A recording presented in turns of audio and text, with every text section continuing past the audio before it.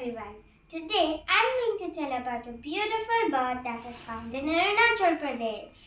Grandala Coelicolor, the flying blue jay. The Grandala is an exceedingly stunning member of the thrush family.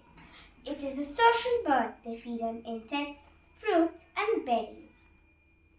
The body length of the Grandala is 20.5 to 23 centimeter and it weighs 38 to 52 grams.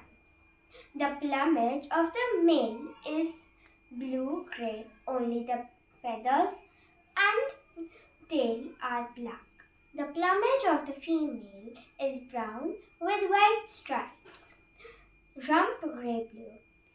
Only the underside and tip of the wing feathers are white.